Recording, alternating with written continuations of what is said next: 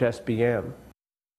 ومعنا في الاستوديو عمار وقاف عضو النادي الاجتماعي السوري بلندن. مرحبا بك معنا أستاذ عمار. وزير الخارجية الروسي لافروف يبدأ زيارته لدمشق بمطالبة الرئيس السوري بشار الأسد بتحمل مسؤولياته. برأيك في هذا التوقيت إلى أي مدى القيادة السورية يعني على استعداد لتقديم ربما ما يوصف بالتنازلات من أجل احتواء الوضع المتفاقم في سوريا؟ هناك يا سيدي خط وضحه سيد رئيس الجمهورية في خطابه منذ 4 أسابيع تقريبا حول السلوك الذي ستنتهجه القيادة السورية في المسألة. قال بأنه نحن سوف نعطي الناس فرصة للسماح. انتهت فترة السماح، فترة العفو انتهت في 31 من شهر كانون الثاني جانفية، وبعد هذا الأمر من لم يسلم نفسه أعتقد بأنه صار واضح بأنه سوف يتم معاقبته. هناك أيضا حل سياسي آخر تتحدث فيه الحكومة السورية عن حكومة موسعة، عن إشراك أطراف تطورت أو أطراف سياسية تطورت خلال الأزمة الحالية من أجل أن يتم خلق حالة سياسية جديدة في سوريا. أعتقد بأنه ما يقوله السيد وزير الخارجية الروسية يندرج في ضمن هذا الإطار. هناك يجب أن يحدث حوار ما بين الحكومة السورية وما بين أطراف من المعارضة ممن يعرفون بأنه لا يمكن قلب نظام الحكم في سوريا بهذه السهولة. طيب حسب يعني التصريحات التي نقلها لنا مراسل بي بي سي في دمشق عقب اللقاء الذي انتهى بين الرئيس السوري ووزير الخارجية، فإن هناك عدة خطوات ربما يعني أشار إليها وزير الخارجية الروسي بنفسه قد تتخذها القيادة الروسية، من ضمنها الإعلان عن الدستور، ملامح الدستور الجديد والتصويت عليه، وأنه بعد ذلك مباشرة ستكون هناك انتخابات عامة لن يتمتع فيها حزب البعث أو القيادة السورية الحالية بأي امتيازات. هل برأيك هذا تمهيد لمخرج للأزمة بإحداث تغيير ما في النظام لكن بشكل ربما يحفظ ما الوجه للنظام السوري؟ ليست المسألة حفظ ما وجه بقدر ما هي حفظ تماسك الدولة. يعني أنت حاليا هذا ما ذكرته حضرتك حاليا هو تماما ما ذكره رئيس الجمهورية في خطابه الأخير في منتصف شهر كانون الثاني، وفيه يتحدث عن دستور جديد، عن حكومة موسعة، عن انتخابات متعددة الأحزاب لا يتمتع فيها حزب البعث العربي بأي شيء تفضيلي. يعني هذا هو المخرج السياسي لهذه الأزمة، والآن تبني الجانب الروسي لهذا الموضوع هو حقيقة دعم قوي للجهود الحالية. نعم. طيب يعني سؤال يطرح أيضا أستاذ عمار، يعني رأينا طبعا أن الموقف الروسي والصيني أيضا كان مخرجا للقيادة السورية من الضغوط الدولية وربما من إجراءات أكبر كان يمكن أن تتخذ في المرحلة المقبلة. إلى أي مدى ستظل القيادة السورية معتمدة على الموقفين الروسي والصيني في المرحلة المقبلة، خاصة وأن يعني أيضا روسيا والصين بدورهما يتعرضان لضغوط كبيرة ويخاطران بفقدان علاقتهما مع الدول العربية ومع الدول الغربية أيضا بسبب الموقف في الأزمة السورية؟ ربما تفقد روسيا والصين بعض الحظوة أو مؤقتا عند بعض القيادات العربية، لكن على المدى الطويل لن تفقد أبدا عند الشعوب العربية، لأن الشعوب العربية تعرف بأنه ما يحدث هذا الموقف الروسي الصيني هو للحفاظ على حياة السوريين وليس لإغراقها. يعني تستطيع أن تقول بأن هناك عشرات آلاف الإخوة في ليبيا ممن توفوا كانوا يتمنون لو أن إحدى هاتين الدولتين استخدمت حق النقد. الآن القيادة السورية لا تعتمد على الموقف الروسي والصيني، نعم بشكل كامل طبعا، نعم هناك تحالفات معينة، هناك تفاهمات معينة، هذان الجانبان مهتمان ب يعني تفاعل معين مع القيادة السورية، يعرفون الحقائق على الأرض لا يتجاهلونها كما يفعل الطرف الغربي.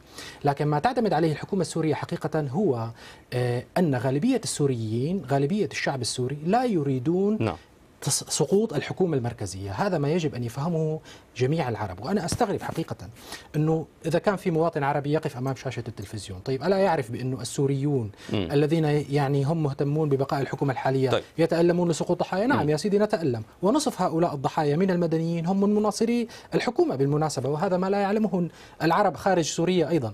فيجب أن يفهم الناس بأنه السوريون واعون لمسألتهم تماما، لكن ما يسمعونه في وسائل الإعلام عن خارج سوريا من خارج سوريا والناس يعني على ذكر وسائل الناس تنزعج من المشاهد الفظيعة التي تصل وترد من سوريا. من حمص مثلا لدينا مراسل الآن داخل المدينة نقل مشاهد غاية في الفظاعة لقتلى ومصابين من بينهم أطفال. لكن دعني أستاذ عمار أريد أن أستوضح منك نقطة. الآن سوريا وعقب محادثات لافروف في دمشق أعلنت عن اهتمامها باستقبال بعثة المراقبين العرب مرة أخرى.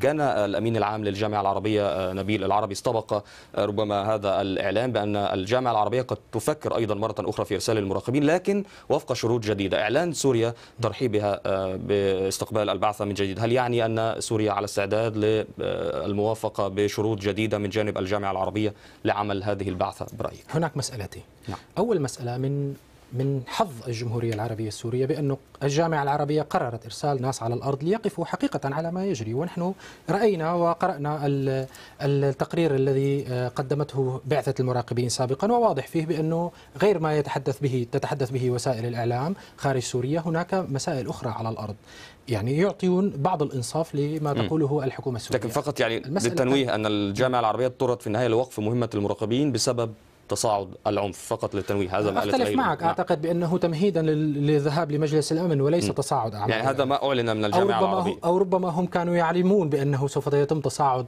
أعمال العنف. وكما أشار الدكتور بشار الجعفري في حديثه في مجلس الأمن أنه هل يعقل بأنه حكومة تعلم بأن موضوعها سوف يناقش اليوم في مجلس الأمن تقوم بارتكاب مذبحة معينة؟ طبعا لا. هناك مسألة ثانية هي غاية في الأهمية. نحن في سوريا بحاجة لأن يتم تطبيع العلاقات مع المحيط العربي بأسرع وقت ممكن بعد انتهاء الأزمة. إذن الحكومة السورية يجب أن تكون مهتمة بأن لا يعني تقطع شعرة معاوية مع الدول العربية. وهناك يعني نحن نظن بأن العرب لديهم موقف واحد، لا يا سيدي، هناك بعض الدول العربية التي تريد إسقاط النظام بأي شكل ممكن، وهناك دول عربية أخرى تريد حل هذه المسألة بأفضل شكل ممكن للشعب السوري. هذه تقديرات النظام السوري بشأن بعض المواقف العربية، لأن الموقف المعلن لكافة الدول العربية وحتى الدول التي يعني تتخذ مواقف وصفت بالمتشددة من الأزمة هو أننا نسعى فقط لوقف القتل وحقن يعني الدماء. أنت وأنا يعني لدينا من الأمر ما يكفي لأن نعرف أن هذا غير صحيح. طيب، يدخل أيضا إلى المشهد اليوم موقف تركي تمثل في يعني أمرين، هو انتقاد شرس وشديد اللهجة من جانب رئيس الوزراء التركي أردوغان للرئيس السوري، حتى يعني إشارته إلى أنك بدلا من أن تقاتل شعبك اذهب وقاتل من أجل جزء من أرضك محتل، لم تقاتل من أجله أو لم تقاتل سوريا من أجله ربما أكثر من 30 عاما. هناك أيضا طرح لمبادرة تركية كما تحدث رئيس الوزراء أردوغان اليوم للتعامل مع الأزمة الحالية في سوريا. هل منظومة العلاقات بين الجانبين تسمح لتركيا الآن بالقيام بدور الوساطة برأيك؟ لا أعتقد. بالنسبة للأرض السورية المحتلة، الحكومة السورية عكس حكومات أخرى في المنطقة لم تلقي السلاح يوما وحاربت إسرائيل، إن لم يكن بشكل مباشر وإنما بأشكال أخرى كثيرة. في مسألة مهمة هي أن الجانب التركي أخرج نفسه من المعادلة بالرهان على سقوط النظام في سوريا، وما سيحدث في نهاية الأزمة هو أنه سوف تجد نفسها في تركيا على الأغلب محاطة بدول معادية لها بعد أن كانت الحكومة السورية قد قدمت لها المنطقة على طبق من ذهب. الآن بالنسبة لمبادرة الحكومة التركية يجب أن نعلم مسألة أنه هناك ما بين الأسطر أن الحكومة السورية لن ترضى بإسلاميين متشددين داخل التركيبة السياسية الجديدة في سوريا. هذا ما أعلنه الرئيس الأسد صراحة عندما يعني وبشكل خفيف حقيقة وليس صراحة، بشكل خفيف في خطابه الأخير يفهم من خطابه بأنه الإسلاميين كذا.